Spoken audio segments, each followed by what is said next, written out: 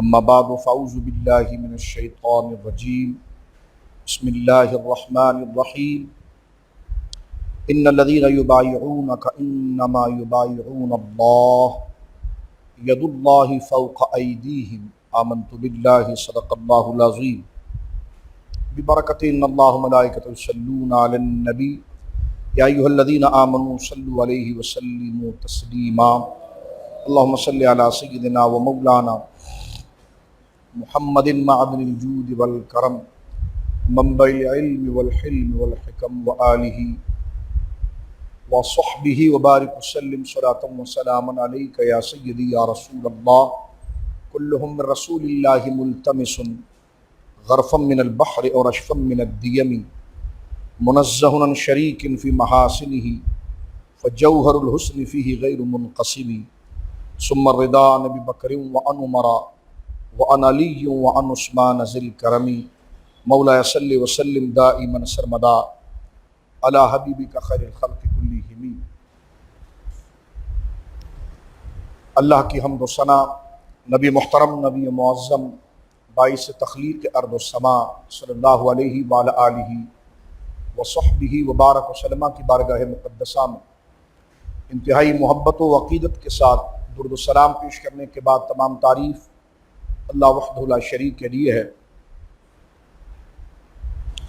ذی الحجہ کا یہ دوسرا عشرہ یعنی اس مہینے کی کہ دوسرے 10 دن میں ہم شامل ہیں، اور جس طرح یہ حرمت والا مہینہ ہے، عزت والا مہینہ ہے، کرامت والا مہینہ ہے اسلام کی تاریخ میں، جیسا ایک طالب علم بھی اس بات کو جانتا ہے کہ 4 مہینے حرمت والے جس میں قتال اور لڑائی اور فساد کو اور دنوں میں تو ہے لیکن اس میں خصوصیت کے ساتھ ان دنوں کی عزت و تکریم کے اندر ممنوع قرار دیا گیا، اور زمانہ جاہلیت کے اندر بھی یہ چیز ممنوع قرار دی گئی، جس میں رجب، ذیقعد، ذی الحج اور محرم الحرام۔ آنے والا مہینہ محرم الحرام کا مہینہ ہے، اور ان مہینوں کو تاریخ اسلام کے اندر ایک بہت بڑی اہمیت حاصل ہے۔ ان مہینوں کی اپنی فضیلت جو احادیث میں ذکر کی گئی وہ اپنے مقام پر ایک بڑا بلند مقام رکھتی ہے، لیکن ساتھ ساتھ ان مہینوں میں وقوع پذیر ہونے والے واقعات، حالات، اور ان مہینوں میں درپیش مسائل، حالات، اور بالخصوص اسلام کی ان نابغہ اور برگزیدہ شخصیات جو اسلام کی بنیاد قرار پائیں اور جن سے محبت، جن سے تعلق، جن کی سیرت، جن سے عقیدت اور جن سے جڑنا ہم تمام کے لیے نجات کا ذریعہ قرار پایا گیا، ان ہستیوں کا تعلق اس مہینوں میں ہے۔ محرم الحرام شریف کی آمد ہے، اور کون نہیں جانتا یہ عظیم مہینہ سید الشہداء حضور سیدنا امام حسین رضی اللہ تعالی عنہ کی عظیم اپنے رفقاء کے ساتھ آپ کی مظلومانہ شہادت، جس نے یزید پلید کے مقابلے پر اسلام کی اقدار اور اسلام کی حقانیت اور اسلام کی صحیح تصویر کی بقا کے لیے حضرت امام علی مقام رضی اللہ تعالیٰ عنہ نے دشت کربلا کے اندر اپنے گود کے بچوں تک کی قربانی اللہ کے دین کے لیے دی، اور اس ایک واقعے میں صرف محض واقعہ نہیں، 15 صدیاں گزر گئی ہیں اسلام کی تجدید اور احیاء، اور اسلام اور اہل اسلام کی ایمان کی تازگی اور اپنی اہل ایمان کی تازگی کا وہ ذریعہ بنی، اور پھر خاص طور پر مرور زمانہ اور حالات کے اعتبار سے ہمارے ایمان یا کردار پر اگر کوئی گرد آ جاتی ہے تو واقعہ کربلا اور یہی وہ ہستیاں ہیں جن کے تعلق اور جن کے ذکر اور جن کی محبت اور جن کی فکر اور جن کے حالات کے ذریعے ہم اس کی تجدید، اس کی تطہیر اور اس کی پاکیزگی کرتے ہیں، اور ان کے واقعات اور وہ شخصیات ہمارے دلوں کے اندر اللہ رب العالمین جل وعلا کی محبت کے چراغ کو پہلے سے زیادہ روشن اور مضبوط اور ہمارے قدموں کو شریعت کے راستے پر مستقیم کرتی ہے۔ تو جہاں محرم الحرام کے اس مقدس مہینے کی بات ہے، ذی الحجہ کے اس مہینے کی بھی بڑی برکت ہے۔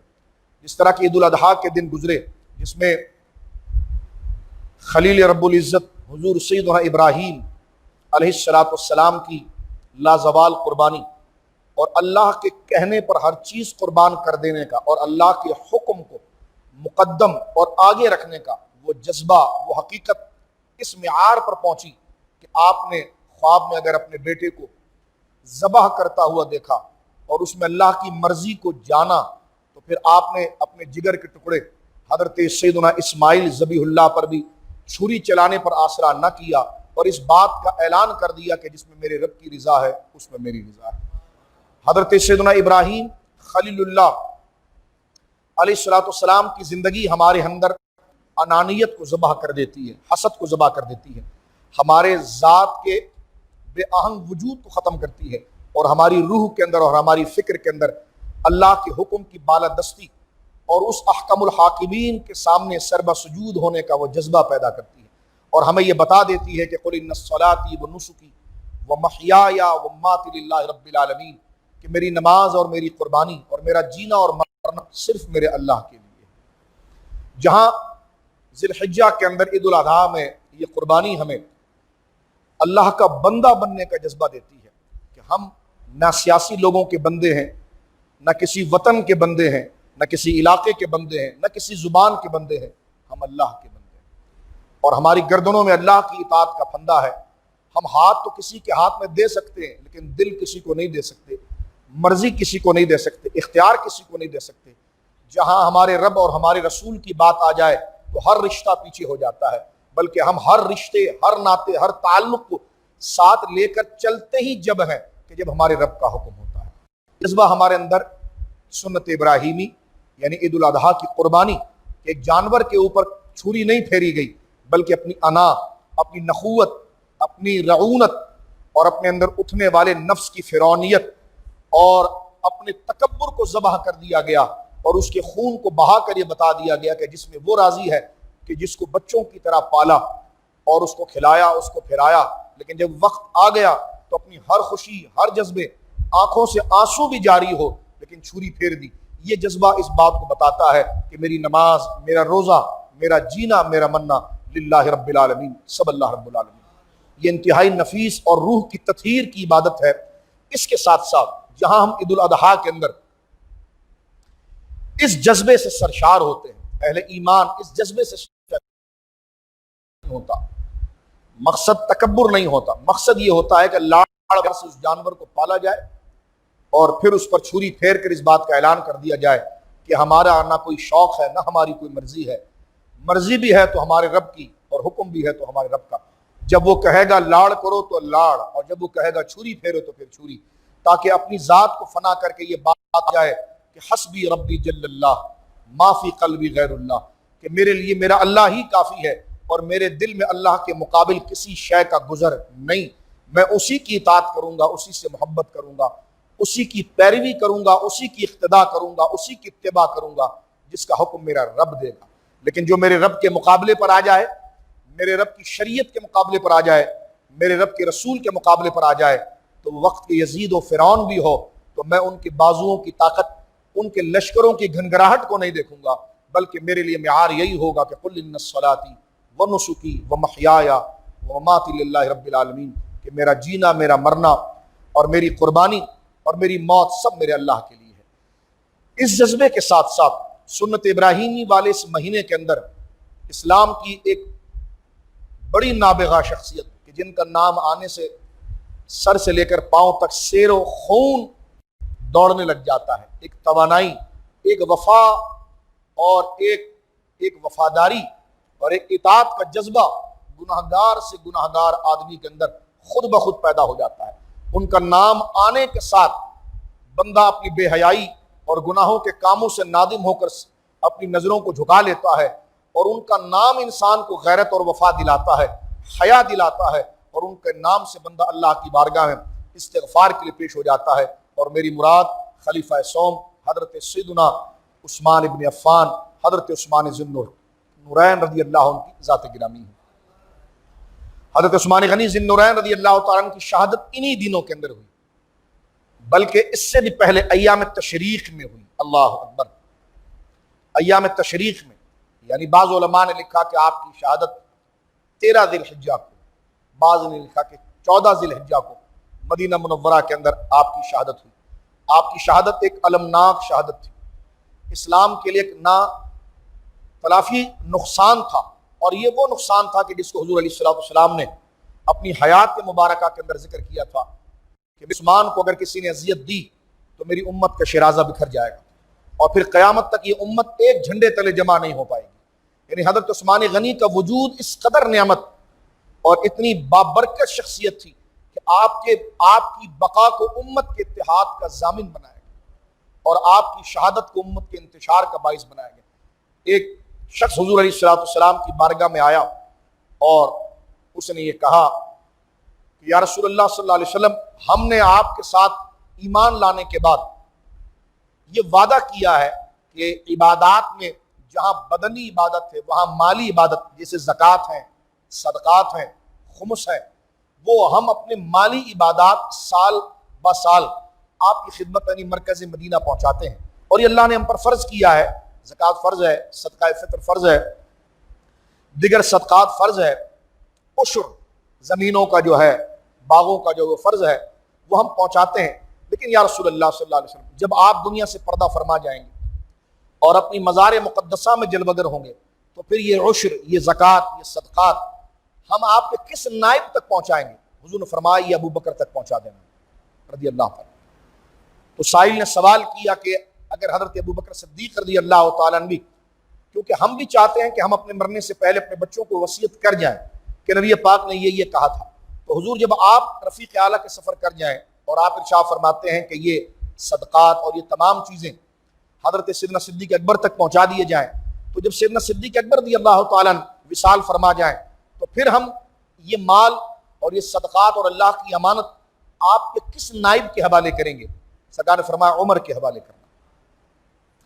تیسرا جب سوال کیا تو فرمایا عثمان کے حوالے کرنا، اور جس وقت پوچھنے والے نے سوال کیا کہ حضرت عثمان غنی رضی اللہ تعالیٰ عنہ کو اگر کوئی حادثہ یا دائی اجل اگر پہنچ جائے تو پھر ہم یہ صدقات کس تک پہنچائیں گے؟ تو سرکار دو عالم صلی اللہ علیہ وسلم کے فرمان اور ارشاد کا انداز بدل گیا۔ آپ نے فرمایا اگر میری امت نے عثمان کو کوئی اذیت پہنچائی اور عثمان پر کوئی حادثہ انہوں نے کیا تو پھر اس امت کا اتحاد پھر باقی نہیں رہے گا اور انتشار ہوگا۔ اور آج دنیا جانتی ہے کہ حضرت عثمان غنی کی شہادت کے بعد اسلام کی جڑوں سے اتنے فرقے نکلے اور اتنے زیادہ اختلافات ہوئے کہ آج 15ویں صدی کے اندر ایک عام مسلمان اس بات کو محسوس کر سکتا ہے۔ یہاں سے یہ پتہ چلا کہ نیک لوگوں کی توہین سے ایک طوفان آتا ہے۔ اللہ کے نیک بندوں کے احسان کو فراموش کر کے ان کی داڑھیوں اور ان کے گریبانوں تک ہاتھ ڈال دینا، کیونکہ حضرت عثمان غنی ذو النورین رضی اللہ تعالیٰ کے دور میں نوجوان لونڈے تھے جن کو عبداللہ بن سبائی یہودی نے ان کو ورغلایا، اور حال اس حوالے سے بنا کہ انہوں نے حضرت عثمان غنی کے گھر میں چھلانگ لگائی اور آپ کی مبارک داڑھی کو مٹھی میں پکڑ کر کھینچا اور آپ کے گریبان تک ہاتھ پہنچایا اور آپ کو وہیں پر شہید کیا۔ تو اب آپ دیکھیے کہ جب ہم اپنے بچوں کی تربیت اخلاق کے ساتھ نہ کر سکیں اور ان کو بزرگوں کا مقام نہ بتا سکیں تو پھر ایک عالم کی شہادت یا بزرگ کی شہادت یا ایک مسیحی کی شہادت وہ اس کی شہادت نہیں، وہ برادریوں کو ذبح کرنا ہوتا ہے، وہ قوموں کو ذبح کرنا ہوتا ہے، پھر اس قوم سے اللہ اپنی رحمت کی نظر ہٹا دیتا ہے۔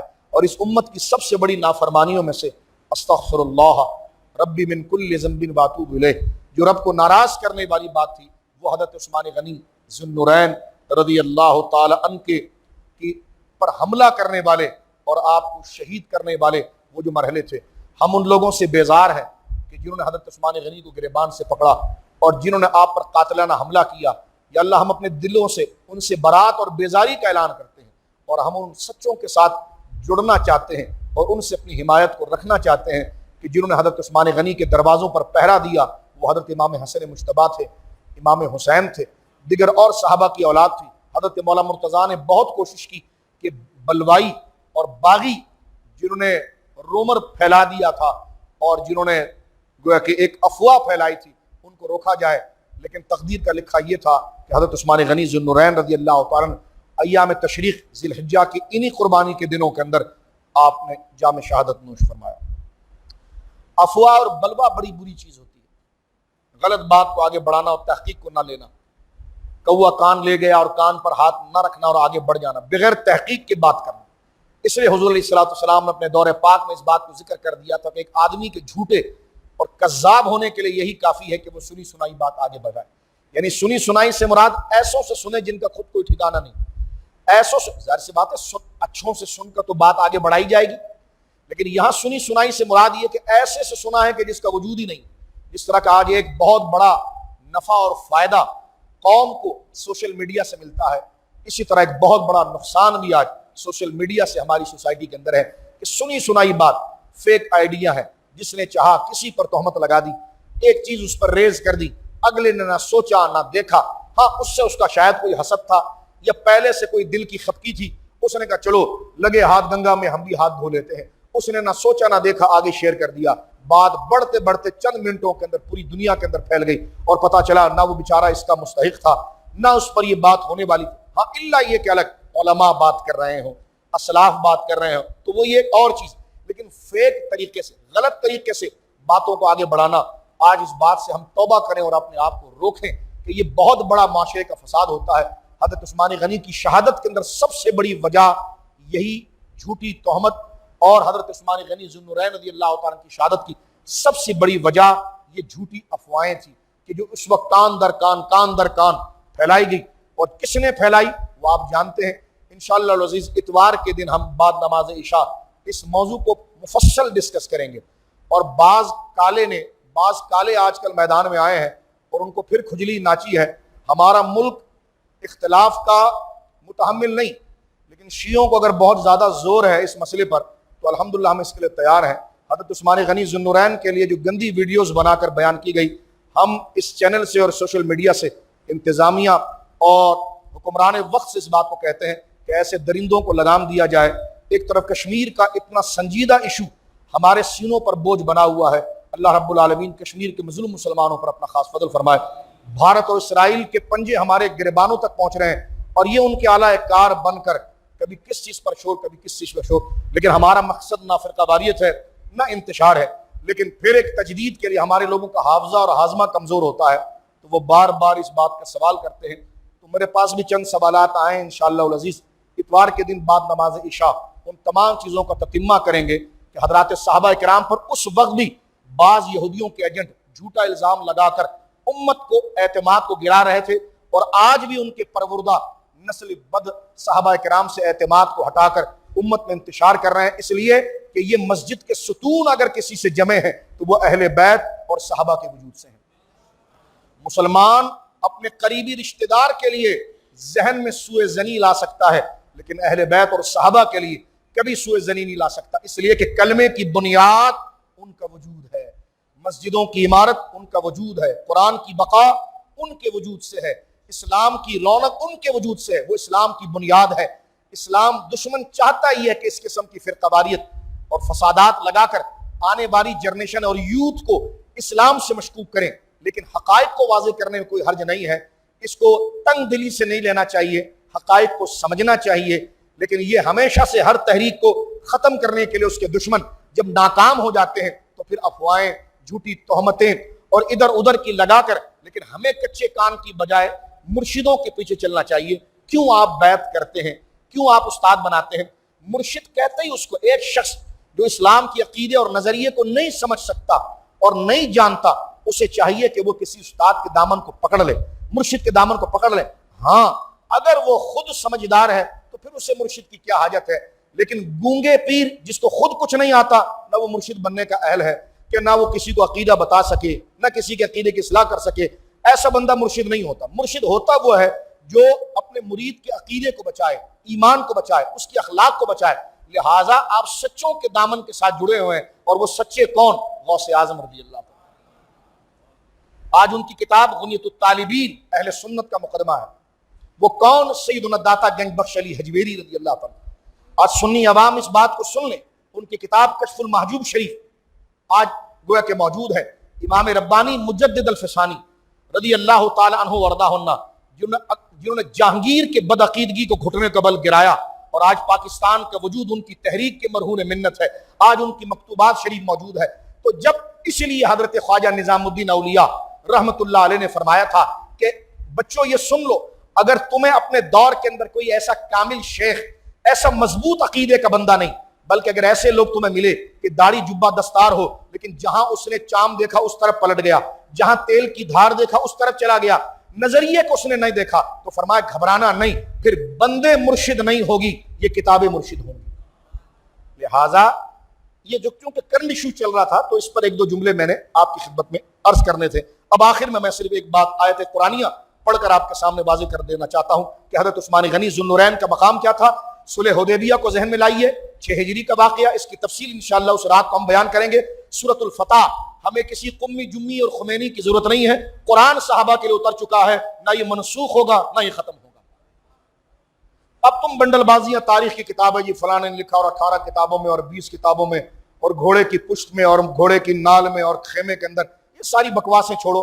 قرآن موجود ہے، اور جب تک قرآن موجود ہے صحابہ کے چہرے سورج سے زیادہ روشن اور چمکتے رہیں گے۔ اہل بیت کی شان، سیدہ زہرا پاک کی شان، حسنین کا مقام سورج کی روشنی سے زیادہ روشن رہے گا، کیونکہ ان کا دفاع اس رب نے کیا ہے کہ جس رب کے حضور انہوں نے امتحان پیش کیا۔ اور اس آیت میں اللہ نے فرمایا کامیاب ہو گئے میرے مصطفیٰ کے شاگردوں، امتحان تم نے مصطفیٰ کی کلاس میں دیا اور کامیابی کی سند ہم جاری کر دیتے ہیں۔ جب اللہ نے ان کے لیے کامیابی کی سند جاری کر دی تو ایک مسلمان ان کے لیے کبھی سوء ظنی نہیں رکھ سکتا۔ اب آپ دیکھیے قرآن کریم اس بات کو کس طریقے سے ذکر کر رہا ہے۔ ایک جگہ فرمایا ان الذین یبایعونک، محبوب جو تیرے ہاتھ پر بیعت کر رہے ہیں اس کیکر کے درخت کے نیچے حدیبیہ کے مقام پر، کہ وہ کفار مشرکین جنہوں نے عثمان کو شہید کر دیا، یعنی ایک وفا پھیل گئی تھی اس وقت سن 6 ہجری میں، آپ جانتے حدیبیہ میں، تو ہم اللہ کے دین کے لیے عثمان کے خون کا بدلہ لیں گے۔ تو اللہ رب العالمین نے حضرت عثمان کی خون کی حرمت کے لیے آیت نازل فرمائی، فرمایا ان الذین یبایعونک، بے شک وہ لوگ حبیب جو تیرے ہاتھ پر بیعت کرتے ہیں، بیعت کا معنی ہوتا ہے بیچ دینا، یعنی اب میں دیکھنا بھی میں نے آپ کے ہاتھ پر بیچ دیا، سننا بھی آپ کے ہاتھ پر بیچ دیا، اب اسی کو دیکھوں گا جس کو آپ کہیں گے، اسی کو سنوں گا جس کو، کیونکہ بیعت کہتے ہیں بیچنے کو، مشتری کہتے ہیں خریدنے کو۔ تو خرید اور فروخت جس طرح ہم اردو میں کہتے ہیں کہ میں خرید و فروخت کر رہا ہوں، تو عربی میں کہتے ہیں بیع و شراء۔ بیع کا معنی ہے مال اپنا بیچنا، شراء وہ جو خریدتا ہے، تو بیعت کا معنی ہے بیچنا۔ تو ہم کیا بیچیں گے؟ اپنے شوق کو اللہ کے ہاتھ پر بیچ دیں گے، اپنی مرضی کو اللہ کے ہاتھ پر بیچ دیں گے۔ خریدیں گے کیا؟ جنت اور اس کی رضا۔ اللہ فرما رہا ان الذین یبایعونک، بے شک وہ لوگ حبیب جو تیرے ہاتھ پر بیعت کرتے ہیں، وہ تیرے ہاتھ پر نہیں، انما یبایعون اللہ، انہوں نے اللہ کے ہاتھ پر بیعت کی۔ مقام آپ دیکھیں صحابہ کا، ان صحابہ کی خوش اتوار نگاہوں کو سلام، کتنا پیارا شعر لکھا ہے۔ اب آپ دیکھیے جو سرکار کے گرد حلقہ ڈالے بیٹھے ہیں اور حضور کے ہاتھ پر بیعت کر رہے ہیں، تو اللہ رب العالمین ان صحابہ کے لیے جو سرکار کے مبارک چہرے کو دیکھ کر، ہاتھوں میں ہاتھ دے کر اپنی مرضی اور اپنی انا، اپنی ہر شے، اپنے قوم بچوں سب کا سودا اللہ کے لیے کر رہے ہیں، تو اللہ فرما رہا ہے محبوب یہ تیرے گرد جو حلقہ ڈال کر یہ خوش نصیب لوگ آنے والے تو ترسیں گے، ہائے ہمارا سب کچھ لے لو، ایک دفعہ مدینہ دکھا دو، ہمارا سب کچھ لے لو، ایک دفعہ حضور کی جھلک دکھا دو۔ یہ تو وہ خوش نصیب ہے جو تیرے سامنے زانوں لگائے بیٹھے ہیں اور تیرے چہرے کو دیکھ کر میری رضا پا رہے ہیں۔ تو حبیب یہ تیرے ہاتھ پر بیعت نہیں کر رہے بلکہ میرے ہاتھ پر بیعت کر رہے ہیں۔ ید اللہ فوق ایدیہم، ان کے ہاتھوں پر تیرا ہاتھ نہیں اللہ کا ہاتھ ہے۔ اب دیکھیں اللہ کیا فرما رہا آگے، فرمایا لقد رضی اللہ، بیعت تو کر لیا، ہوا کیا؟ امتحان دے دیا۔ مکتب مصطفیٰ یعنی حضور کے مدرسے کے طالب علموں نے امتحان دے دیا، اب وہ امتحان میں کتنا نمبر لے جا رہے ہیں، کس کے لیے دیا تھا؟ اب آپ دیکھیے اللہ اس امتحان کا رزلٹ دینے والا ہے، کیونکہ اللہ کے لیے دیا۔ اب اللہ فرما رہا ہے آگے قرآن میں لقد رضی اللہ، اللہ ان سے راضی ہو گیا، اور یہ ماضی کا صیغہ ہے، لقد رضی، ہوگا نہیں، ہو گیا، ہوا اللہ، فرما اللہ راضی ہو گیا، عن المؤمنین، ان مسلمانوں سے، ان یبایعونک، جو تیرے ہاتھ پر بیعت کر رہے تھے، تحت الشجرۃ، اس درخت کے نیچے۔ اس سے بڑا اب کس قمی و خمینی کی ضرورت ہے؟ آپ سارا واضح یہاں پر آ گیا۔ میں نے کہا بیٹا یہ گنبد کی صدا ہے، یہ اتحاد بین المسلمین کا جو تم ڈرامہ مچاتے ہو نا، تو پھر اس کو ذرا پاسداری بھی رکھو اور اپنے بھیڑیوں کو ذرا لگام بھی لگا کر رکھو۔ ہمارا ملک اس کا متحمل نہیں، لیکن ہم نیشنلسٹ بھی نہیں ہیں۔ ہماری زندگی قل ان الصلاۃ ونسکی ومحیایا ومماتی للہ رب العالمین، کسی ملک سے دوستی ہو سکتی ہے، دل نہیں دیا جا سکتا، سیاسی ایشو پر اتحاد ہو سکتا ہے، ایمان پر نہیں ہو سکتا۔ اس بات کو سن لے، فرمایا لقد رضی اللہ عن المؤمنین، تحقیق راضی ہوا اللہ ان مسلمانوں سے، اذ یبایعونک، جنہوں نے بیعت کی، تحت الشجرۃ، اس درخت کے نیچے۔ اچھا راضی کیسے ہو گیا؟ اللہ فرما رہا آگے دیکھیں، ایک ایک جملہ اتنا گانٹ لگا کر بیان کیا گیا ہے۔ فرما فعلما، کیونکہ اللہ نے جانا، اللہ نے دیکھ لیا ما فی قلوبہم، جو ان کے دلوں میں تھا۔ کیا تھا؟ تمام مفسرین، تو میں نے کہا ویڈیو بنانے سے پہلے ذرا دیکھ لیتے آپ کے مولویوں نے کیا لکھا۔ مولوی تبریسی نے بھی یہاں پر لکھا کیا تھا صحابہ کے دلوں میں؟ صبر تھا، وفا تھا، اللہ پر یقین تھا، اللہ کے دیدار پر یقین تھا۔ اللہ فرما رہے اسی کو ہم نے تمہارے دلوں میں دیکھا تھا، اس لیے ہم تم سے راضی ہو گئے۔ اس لیے خدا سامنے کی زندگی، اس لیے حضور نے فرمایا اللہ تمہارے ظاہر نہیں تمہارے دلوں کو دیکھتا ہے۔ تو اللہ نے بھی فرمایا لقد رضی اللہ، اللہ راضی ہوا عن المؤمنین، ان مسلمانوں سے، اذ یبایعونک، جو بیعت کر رہے تھے حبیب تیرے ہاتھوں پر، تحت الشجرۃ، اس درخت کے نیچے، فعلم ما فی قلوبہم، ان کے دلوں میں جو سچائی تھی، ایمان تھا، اور میرے پر جو بھروسہ تھا، اور تیرے ساتھ جو وفاداری تھی، اللہ نے اسے دیکھ لیا۔ فعلم ما فی قلوبہم، اور اللہ نے اس کو جان لیا۔ فانزل السکینۃ علیہم، پھر اللہ نے ان کے دلوں کے لیے ہمیشہ کے لیے مطمئن کر دیا۔ تو جن کے دلوں کو اللہ نے مطمئن کر دیا، تو ان کی زندگیوں کے بارے میں، اس میں ایک بڑا ظلم جماعت اسلامی کے بانی مودودی صاحب نے بھی بہت بڑا کیا، ان کا بھی میں ذرا قرض بتاؤں۔ ان کی ایک بڑی رسوائے زمانہ گندی کتاب خلافت و ملوکیت ہے، اتنے برے حملے انہوں نے حضرت عثمان غنی پر کیا ہے۔ تو کوئی جماعت اسلامی کا دوست یہاں پر بیٹھا ہو تو جا کر وہ کہیں کہ بھائی ہمارے مکتب میں یہ کتاب نہ شائع کرو، اس لیے کہ صحابہ کرام کے اور غیروں کے لیے جو اعلیٰ کار ابو العالی مودودی بنے ہیں، میں کوئی تبرہ، کوئی غصے میں نہیں ہوں، ایک تحقیق کی بات ہے، ایسی کتابوں کو بین کرنا چاہیے، لہذا کام مکمل اسلامی ہونا چاہیے، اور اعلان کرنا چاہیے کہ ایسی فرزودہ کتابیں جس میں حضرت عثمان غنی پر یہ گندے الزامات لگے ہوں کہ اپنی سلطنت کے اندر آپ نے گویا کہ اپنے اقربا پروروں کو آپ نے جناب جو ہے کہ وہ جائیدادیں دے دی، آپ نے لوگوں کو عہدے دے دیے، یہ کتنا بڑا جھوٹ ہے، یہ کتنی بڑی تہمت ہے۔ خدا کہتا ہے ان کے دلوں کو ہم نے جان لیا اور ہمیشہ کے لیے ان کو مطمئن کر دیا۔ جن کی گستاخی کو اللہ رب العالمین نے امت کا انتشار قرار دیا اور جن کی بقا کو اللہ نے اتحاد دیا، ان صحابہ کے لیے ایسے جملے کہے جائیں تو ناراض ہونے کی ضرورت نہیں۔ ان کتابوں سے صرف آپ کو تعارف کرانا تھا، یہ بلیک شپ، یہ بھیڑے، یہ کالی بھیڑے ہیں جو اہل سنت کی صفوں کے اندر لوگوں کی جڑوں کو کمزور کرتے ہیں۔ یہ بات میں کبھی نہ کرتا اگر سوشل میڈیا پر یہ چیزیں وائرل نہ کرتی، کیونکہ ہم نے زمین کے نیچے کی بھی بات کرنی ممبر پر کہ زمین کے نیچے کیا ہوگا، قبر کی بھی، اور آسمان کے اوپر کیا ہوگا، اور یہ بات بھی کرنی ہے کہ زمین کے اوپر کیا ہو رہا ہے۔ اللہ رب العالمین ہمیں صحابہ اور اہل بیت کا وفادار ہے۔ یہ بات کو انتشار کے لیے نہیں، ایک صحیح رخ کے لیے تھی، اپنے عہد کی تجدید کرنی چاہیے۔ اللہ ہمیں اہل بیت اور صحابہ کا وفادار ہے۔ یہ کوئی سیاست فرقہ واریت نہیں، اس بات کی ہمیشہ تجدید ہوتی ہے، یہ تو فرقہ واریت ہے۔ تو میں نے کہا ممبر پر بھی تو انہی کا نام لیا جاتا ہے، اور انہی کے نام کے بغیر تو خطبے مکمل نہیں ہوتے، کیونکہ ہماری نمازیں کن شخصیتوں کی محبتوں کے ساتھ وابستہ ہے۔ اس کو کسی غلط نقطہ نظر سے مت لیجئے گا کہ یہ کوئی تفرقہ ہو رہا ہے، یہ کیا ہو رہا ہے۔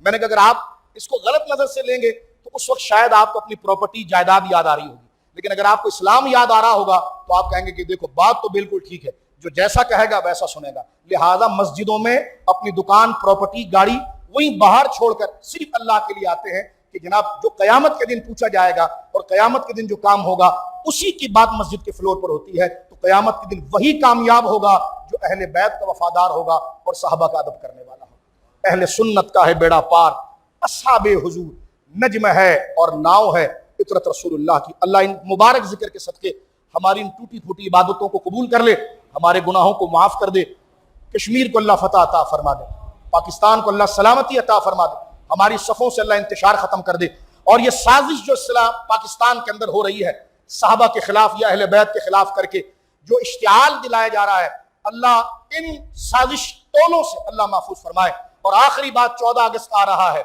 لہذا اپنے گھروں کو پاکستانی جھنڈوں کے ساتھ آویزہ کریں۔ مسلمانوں کو جذبات بھی ہوتے ہیں، انسان زندہ لاش نہیں ہوتا، وہ لاش جب ہم ہو جائیں گے تو قبر میں ڈال دیا جائے گا۔ کچھ جذبات ہوتے ہیں، ہماری گلیاں ایسی سناٹا ہے جیسے یہ قبرستان ہے، خال خال کسی کے گھر میں جھنڈے نظر آتے ہیں۔ آپ نے اگر یہ ایکٹیویٹیز چھوڑ دی نا تو دل مردہ ہو جائے گا۔ لہٰذا میں کہتا ہوں جمعے کی نماز کے بعد بازاروں کو رخ کریں، اور کچھ نہ ہو تو ایک 15-20 روپے کا ہی جھنڈا خرید کر اپنے گھروں کے اوپر لگائیں۔ اس جذبات کے ساتھ ہماری روحیں زندہ رہتی ہے۔ اگر ان جذبوں کو، ان ایکٹیویٹیز کو اگر ہم چھوڑ دیں تو ہم سے اخلاق چلا جائے گا، ہم سے بے شمار اقدار چلے جائیں گی۔ لہذا 14 اگست آنے کے قریب ہے، اگلا جمعہ 14 اگست ہے انشاءاللہ، جو آزادی پاکستان کا دن ہے، جشن آزادی کا دن ہے۔ تو آپ کو میں یہ کہوں گا کہ اب جمعے میں آئے تو بیج لگا کر آئے، میں اور آپ تمام 14 اگست کے دن ایک بار، اور جھنڈوں کو اپنے گھروں کے اندر آویزہ کریں۔ ہماری مسجد کی انتظامیہ نے بھی سوچا ہے کہ الحمدللہ جس ہر سال جھنڈے لگتے ہیں یہ ہونا چاہیے، کیونکہ یہ اللہ رب العالمین کا انعام ہے۔ پاکستان کا وجود سیاست نہیں، ایک نظریہ ہے۔ کیا ہے بولیے؟ ایک نظر۔ لہٰذا آپ اپنے گھروں کو اس سے واضح کریں۔ 14 اگست کو انشاءاللہ العزیز ہم نماز پڑھانے کے بعد، صلاۃ و سلام کے بعد یہیں سے جو چند افراد مل جاتے ہیں اور پھر سیلانی چوک پر پرچم کشائی ہوتی ہے۔ لوگ کہتے ہیں اس کا کیا مقصد ہوتا ہے؟ میں نے کہا اس کا مقصد ہوتا ہے زندگی، اس کا مطلب ہوتا ہے وفاداری، اس کا مطلب ہوتا ہے احساس۔ جب یہ یاد رہے گا نا تو پھر کئی رشتے یاد رہیں گے۔ پاکستان